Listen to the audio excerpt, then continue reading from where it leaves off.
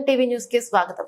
అరాచకాలు, ఆక్రమణలు, దోపిడీ రాజ్యం పోయి ప్రజలు స్వేచ్ఛగా సంతోషంగా ఈ తెలంగాణ రాష్ట్రంలో జీవించే అవకాశం ప్రజాస్వామ్య వ్యవస్థ ద్వారా ప్రజా పాలన సాగిస్తున్న కాంగ్రెస్ పార్టీ కల్పించిందని Mahbubnagar MLA NM Srinivas Reddy తెలిపారు. ఈ రోజు జిల్లా కాంగ్రెస్ పార్టీ కార్యాలయంలో 12, 26, 34 మరియు 45 వార్డు కౌన్సిలర్ల ఆధ్వర్యంలో బీఆర్ఎస్ పార్టీకి చెందిన కౌన్సిలర్ మునీర్, కౌన్సిలర్ చిన్న, కౌన్సిలర్ ఉమర్ తో పాటు 200 మంది నాయకులు, కార్యకర్తలు మహబూబ్ నగర్ ఎమ్మెల్యే ఎన్ఎం శ్రీనివాస్ రెడ్డి సమక్షంలో కాంగ్రెస్ పార్టీలో చేరారు. ఈ సందర్భంగా ఆయన మాట్లాడుతూ కల్వకుంట్ల కవిత అరెస్టుతో తెలంగాణ రాష్ట్ర ప్రజలకు బీఆర్ఎస్ పార్టీ పరిస్థితి అర్థమైందని, రాష్ట్రంలో కేసీఆర్ తో పాటు డజన్ మంది, ఇక్కడ మాజీ మంత్రితో 1 డజన్ మంది ఉంటారని, తెలంగాణ గడ్డపై ఇంకా బీఆర్ఎస్ ఉంటదని, గత ప్రభుత్వంలో పనిచేసిన ముఖ్యమంత్రి, మంత్రులు, ఎమ్మెల్యేలు చేసినటువంటి అరాచకాల, అవినీతిపై చట్టబద్ధంగా చర్యలుంటాయని తప్పకుండా వారు జైలుకు వెళ్లడం తథ్యమని ఆయన స్పష్టం చేశారు.